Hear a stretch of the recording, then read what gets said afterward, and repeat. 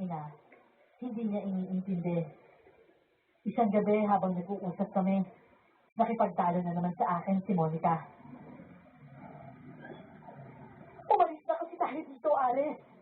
Itanan mo na lang ako, yung malayo kay Mama. Hindi yung halos magkapit-bahay lang tayo. Eh ano naman kung magkapit-bahay tayo? Problema ba yun? Basta, ayokong manganak na nandito si Mama. Pwede bang itigil mo na nga yan, Monica? Wala naman ako nakikita mali sa nanay mo. Mabait pa nga siya sa atin eh. Nag-aalala siya sa'yo at sa pinagbubuntis mo.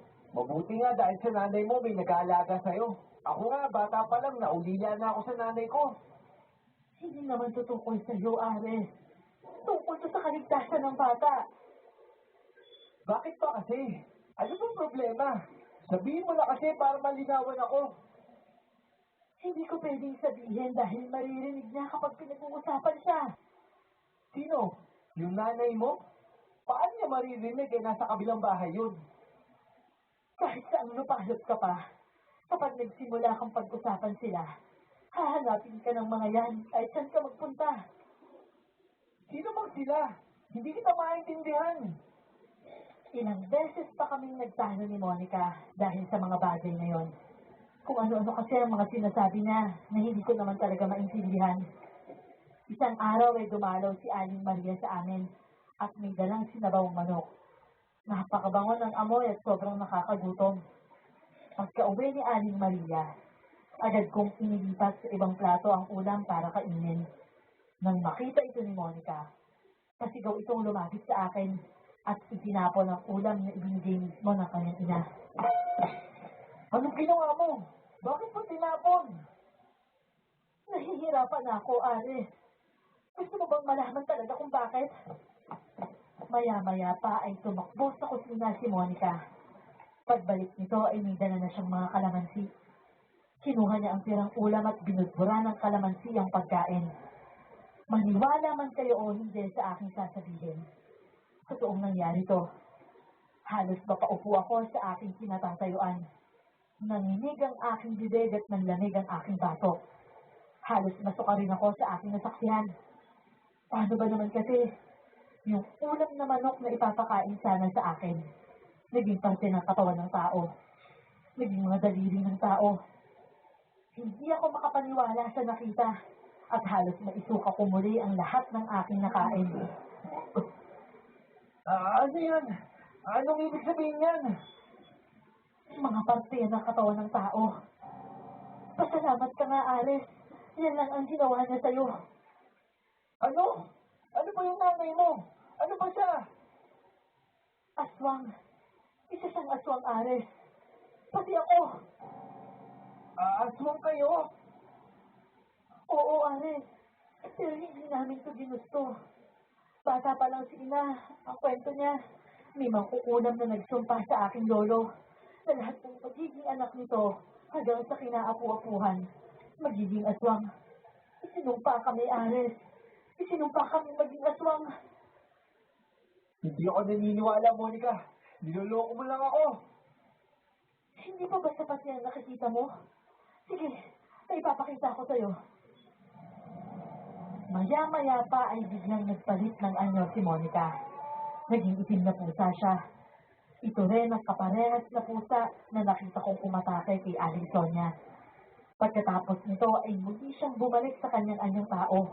Pero nakahubad na siya at umaalingasaw ang baho. Ang patay na daga. Naniniwala ka na? Ako rin pumatay doon sa lasing na humarang sa atin. At ako rin yung umatake kay Aling Sonia. Teka, ikaw pang lahat may gawa nun? Oo.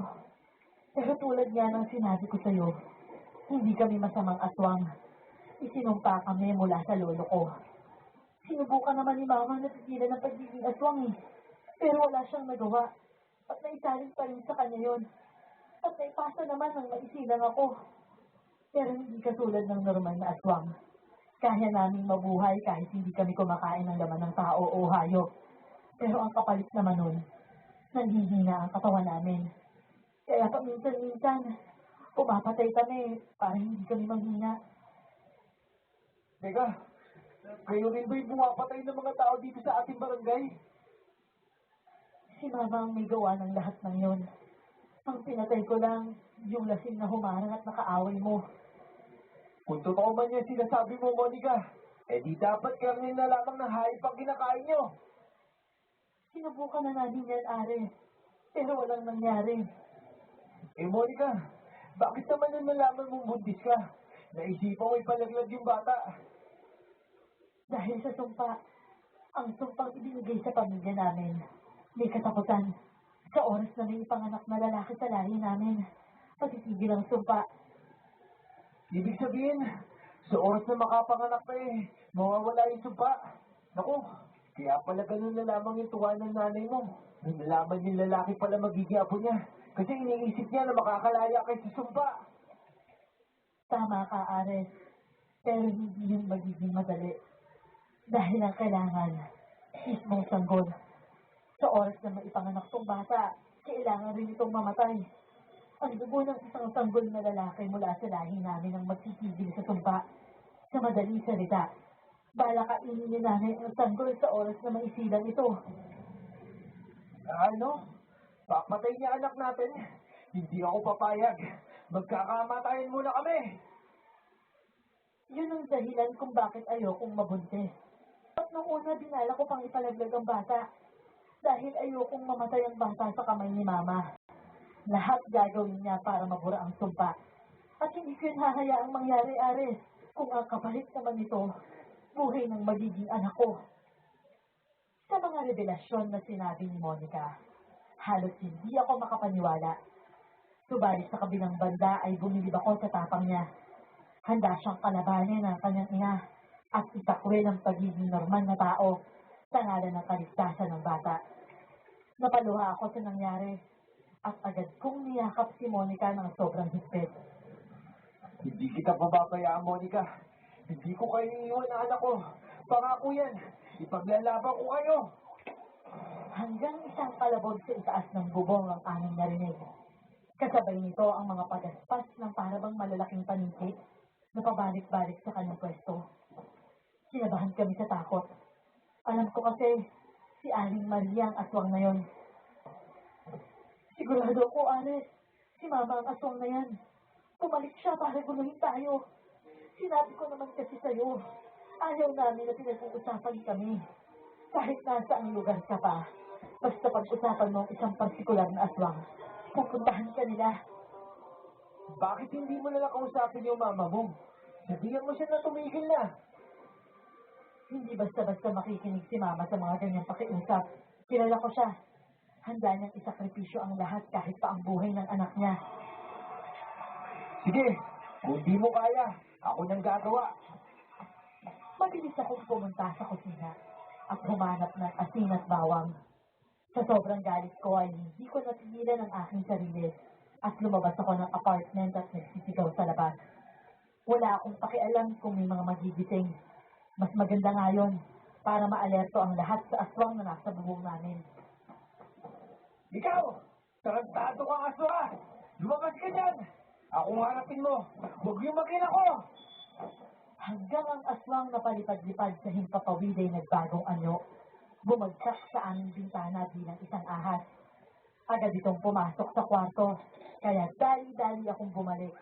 Narinig ko pa ang sigaw ni Monica. Sumugod ako papasok at napahinto ako sa nakita. Kita ko si Aling Maria.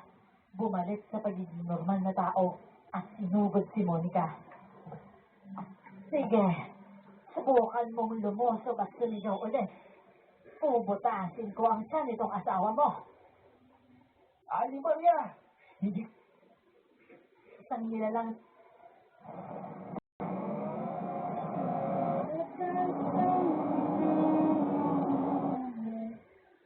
na may mahabang pakpak. Bago kita pagpirapirasuhin. Nung mga oras na yon ay tinanggap ko na ang aking kapalaran. Alam ko na anumang oras, maaring na akong mamatay. Bitahon mo siya, Mama. Hindi ko hahayaang mamatay si Ares. Kung ganun, magsama kayo! Naging isang mabangis na aswang din si Monica at nilabanan ng kanyang ina.